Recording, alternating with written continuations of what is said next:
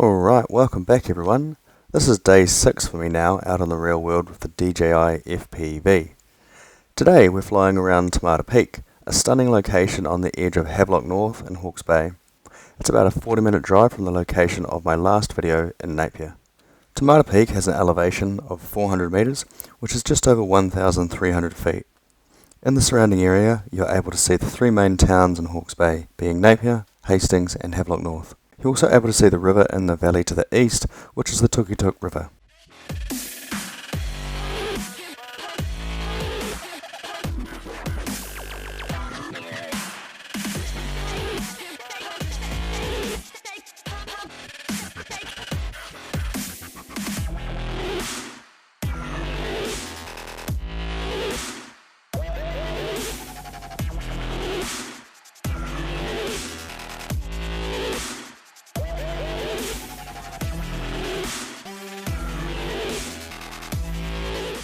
The buildings you can see in the foothills of the peak belong to the town of Havelock North. The ones far away, almost on the horizon at the coast, are in Napier, and Hastings is pretty hard to see, but it's more inland.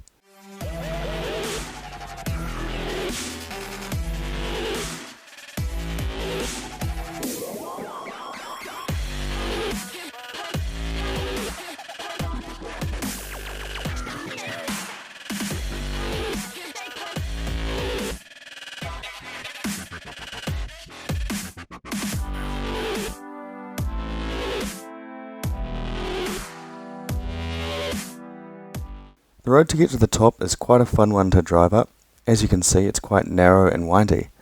There are a couple of car parks along the way, and plenty of walking and mountain biking tracks around.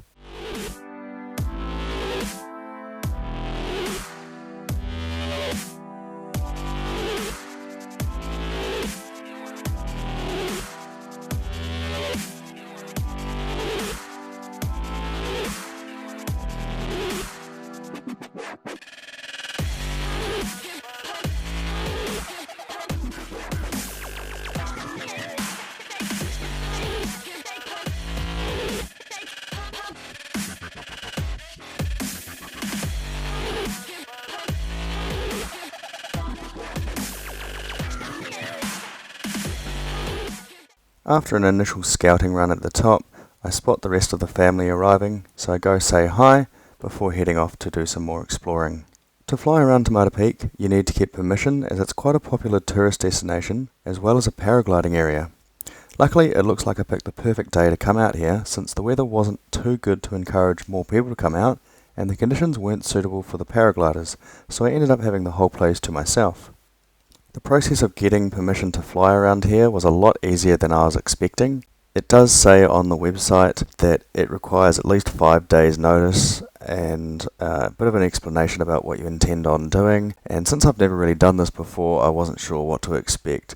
I filled out a form and was expecting a few days to go by before I heard anything back. But actually, it was about half an hour before they replied saying basically go for it and just take care of other people and don't go flying around if there are paragliders flying around. So that was a pretty easy process to go through. You can see from the shape of the hillside that it would encourage a lot of updrafts with an easterly wind, so if you were in some sort of aircraft using thermals or rising air to stay afloat, this is the ideal location. Flying at or near the top of the ridge makes for some good looking shots, but being on the top of a range like this causes me to be exposed to the wind that flows up and over. It was a reasonably calm day, but you can tell every now and then when I pass an unsheltered area along the top of the ridge, I do get affected by that wind. Luckily for me, in sport mode, I don't have to worry about making any corrections myself just yet.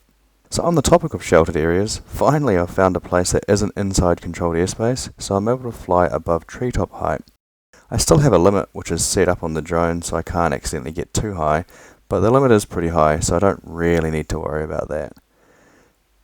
In between the base of the eastern side of Tomato Peak and the Tukituki River is a fantastic winery.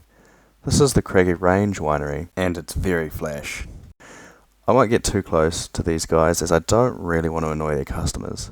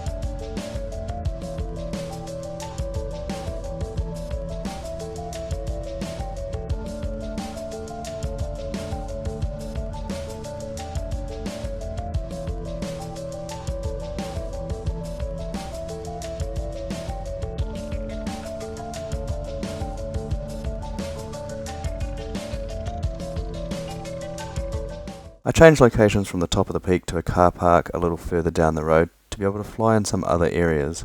I was lazy and did drive down, but the rest of the family walked down, so I go on the hunt for them. As it turns out, the area I chose was surrounded by either tall trees or high terrain, and it didn't really give me any more of an advantage over my initial location at the top.